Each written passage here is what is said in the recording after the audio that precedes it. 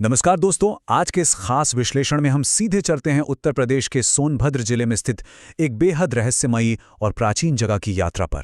आज हम विजयगढ़ किले से जुड़ी पॉप कल्चर की रोमांचक दुनिया और हजारों साल पुराने असली इतिहास के एक बहुत ही शानदार मिश्रण को करीब से समझने वाले हैं।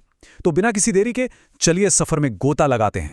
आज के हमारे इस दिलचस्प सफर की रूपरेखा कुछ ऐसी रहेगी। पहले हम चंद्रकांता की मशहूर कहानी पर बात करेंगे, फिर इसके सदियों पुराने असली इतिहास को समझेंगे। उसके बाद यहाँ के अनसुलझे रहस्यों और जादू को टटोलेंगे, इसके खंडर हो चुके वास्तुशिल्प को देखेंगे और आखिर में इस भूली बिसरी विरासत के बारे में चर्चा करेंगे। तो चलिए शुरू करते हैं भाग 1 से, चंद्रकांता की कहानी। अब जरा इसके पॉप कल्चर कनेक्शन की बात करते हैं। आप सभी ने या शायद आपके परिवार में किसी न किसी ने चंद्रकांता का नाम जरूर सुना होगा। असल में देवकी नंदन खत्री जी ने 1888 में एक ऐसा हिंदी उपन्यास लिखा जिसने इस जगह को हमेशा के लिए अमर कर दिया। और फिर जब 1994 से 1996 के बीच दूरदर्शन पर इसका सीरियल आया तो भाई साहब इसने छोटे पर्दे पर ऐसी धाक जमाई कि विजयगढ़ की राजकुमारी चंद्रकांता की प्रेम कहानी हर घर की चर्चा बन गई। इस पूरी कहानी का जो मुख्य केंद्र था ना, वो थे दो बड़े टक्कर वाले साम्राज्य। एक तरफ विजयगढ़, जहां की राजकुमारी चंद्रकांता थीं, और दूसरी तरफ नौगढ़, जहां के राजकुमार कुंवर वीरेंद्र सिंह थे। इन दोनों के बीच की जो एपिक दुश्मनी और उनका रोमांस था, वही पूरी स्टोरी की जान था। और हां, इसमें एक बड़ा ही खतरनाक विलन भी था, क्रूर सिंह। जब वो विजयगढ़ की गद्दी हथियाने में फेल हो गया तो वो सीधा चुनारगढ़ भाग गया और वहां के राजा शिवदत्त से जाके हाथ मिला लिया। और यहीं एंट्री होती है सबसे दिलचस्प चीज की, जिसे कहते हैं तिलिस्म। यह असल में एक जादुई भूल भुलैया या एक भ्रम का जाल था, जहां राजा शिवदत्त ने राजकुमारी चंद्रकांता को कैद कर लिया था। कहानी में राजकुमार वीरेंद्र सिंह ने अपने चतुर अय्यारों की मदद से इस तिलिस्म को तोड़ा और राजकुमारी को आजाद कराया। ये तिलिस्मी रहस्य इतना मशहूर हुआ कि आज भी लोग इस किले का नाम सुनते ही उस जादू को याद करने लगते हैं। लेकिन टीवी और किताबों की दुनिया से बाहर निकलकर अब आते हैं भाग 2 पर, इस किले के सदियों पुराने असली इतिहास पर। अगर हम सचमुच इतिहास के पन्नों को पलटें तो यहां सत्ता के बदलने की एक ऐसी कहानी मिलती है जो किसी को भी हैरान कर दे। कहा तो यह भी जाता है कि इसकी शुरुआत महाभारत काल में हुई थी, जब राजा बाणासुर ने इसका निर्माण करवाया था। जरा सोचिए, उसके बाद 4वीं शताब्दी पूर्व में मगध पर हमला करने से ठीक पहले चंद्रगुप्त मौर्य की सेना ने यहीं आराम किया था। फिर आई 4वीं से 11वीं शताब्दी, जब गुप्त और गुर्जर प्रतिहार वंश का राज रहा। आगे चलकर 1556 से 1605 के दौरान ये किला मुगलों के नियंत्रण में आया और आखिरकार 18वीं शताब्दी के आखिर में यहाँ काशीवरेश चेत सिंह का राज रहा, जब तक कि अंग्रेज यहाँ नहीं आ धमके। ये एक लंबा और शानदार सफर है ना? इसी लंबे सफर ने इस जगह को एक और खूबसूरत चीज दी है, गंगा जमुनी तहजीब। किले के अंदर अगर आप देखें तो एक तरफ भगवान गणेश का एक प्राचीन मंदिर खड़ा है और ठीक मुख्य द्वार के पास हजरत मीरान शाह बाबा की मजार भी मौजूद है। हर साल अप्रैल के महीने में यहाँ उर्स का मेला लगता है और बिल्कुल बिना किसी भेदभाव के अलग अलग धर्मों के लोग यहाँ पूरी श्रद्धा के साथ आते हैं।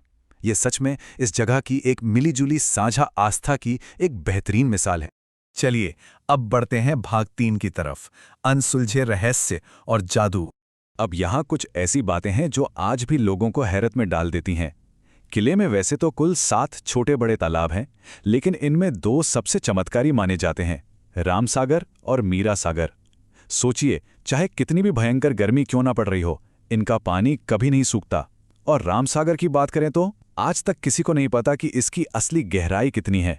स्थानीय कहानियों की माने तो एक जमाने में इस तालाब के पानी से जादुई रूप से बर्तन बाहर निकला करते थे, जिन्हें लोग इस्तेमाल करके वापस तालाब में छोड़ देते थे। सुनने में बिल्कुल किसी फेरी टेल जैसा लगता है ना? और इन तालाबों के अलावा यहाँ उन गुप्त गुफाओं की चर्चा भी बहुत आम है, जो विजयगढ़ को नौगढ़ और चुनारगढ़ के किलों से जोड़ती हैं। अब ये बिल्कुल उस नॉवेल वाले तिलिस्म की तरह ही लगता है। कहा जाता है कि इन बेहद खतरनाक और छुपी हुई गुफाओं के अंदर आज भी भारी मात्रा में प्राचीन अछूता खजाना दबा हुआ है। इन्हें खोजने या पूरी तरह एक्सप्लोर करने की हिम्मत शायद ही किसी ने की हो। किले के रहस्यों से आगे बढ़कर अब हम पहुंचते हैं भाग 4 पर, जहां हम इस किले के खंडहर हो चुके वास्तुशिल्प को देखेंगे। सबसे पहले इस नंबर को ध्यान में रखिए, 400। किले के मेन गेट तक पहुंचने के लिए कैमूर पर्वत के घने जंगल के बीच से 400 फीट की एकदम सीधी और थका देने वाली चढ़ाई करनी पड़ती है। ये सफर आसान बिल्कुल नहीं है, शारीरिक रूप से बहुत चुनौतीपूर्ण है और इससे पार करना एक हार्डकोर एडवेंचर से कम नहीं लगता। और जब एक बार आप इतनी लंबी चढ़ाई करके ऊपर पहुंच गए ना, तो समझिए आप बिल्कुल एक अलग ही दुनिया में आ गए। एकदम पूर्ण अलगाव। ये पूरा इलाका एक डेड जोन है। यहाँ आपका मोबाइल बिल्कुल काम नहीं करेगा, कोई सिग्नल नहीं आएगा। एक तरह से यहाँ आने वाला इंसान आधुनिक दुनिया और उसके शोर शराबे से पूरी तरह कट ऑफ हो जाता है। इस शांति में जब आप इस किले की दीवारों और खंभों को देखते हैं, तो इसके सुनहरे अतीत की सारी यादें ताज़ा हो जाती हैं। यहाँ की सुरक्षा दीवारों में खास छेद बने हुए हैं, जहाँ से बैठकर सैनिक दुश्मनों पर नजर रखते थे।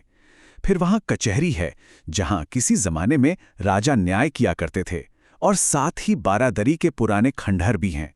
लेकिन सबसे चौंकाने वाला मंजर है रंग महल, यानी रानी चंद्रकांता का अपना महल।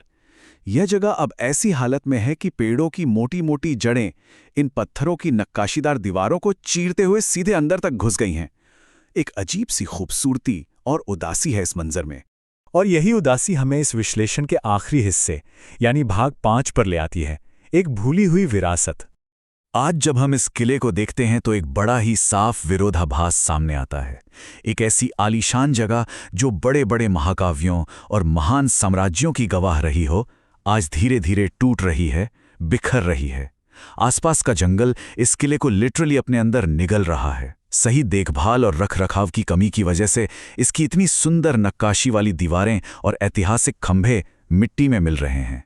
किसी भी इतिहास प्रेमी के लिए यह देखना सच में एक बहुत बड़ी त्रासदी है। तो आखिर इसका समाधान क्या हो सकता है? अगर इस ऐतिहासिक जगह को बचाना है और इससे एक शानदार टूरिस्ट हब बनाना है, तो कुछ प्रैक्टिकल कदम उठाने बहुत जरूरी हैं। जैसे मऊ कलां से किले तक आने के लिए बेहतर सड़कें बनानी होंगी। ऊपर पहुंचने के लिए अगर एक रोपवे बन जाए तो चढ़ाई कितनी आसान हो जाएगी। इसके अलावा पीने का पानी, शौचालय जैसी बुनियादी सुविधाएं और पूरे कॉम्प्लेक्स की ठीक से सफाई और कंजर्वेशन, ये ऐसे ठोस कदम हैं जो इस जगह की पूरी किस्मत बदल सकते हैं। तो चलते चलते एक सवाल यहाँ हम सबको सोचने पर मजबूर जरूर करता है, क्या जादू और इतिहास से भरी इस अनोखी जगह को वक्त रहते बचा लिया जाएगा, या फिर ये हमेशा के लिए इस जंगल और पेड़ों की जड़ों में कहीं खो जाएगा? एक महान और ऐतिहासिक धरोहर का क्या अंजाम होना चाहिए, इस बारे में जरूर सोचिएगा। इसी सवाल के साथ हम आज का ये खास विश्लेषण यहीं समाप्त करते हैं। पूरा समय हमारे साथ जुड़े रहने के लिए बहुत बहुत शुक्रिया।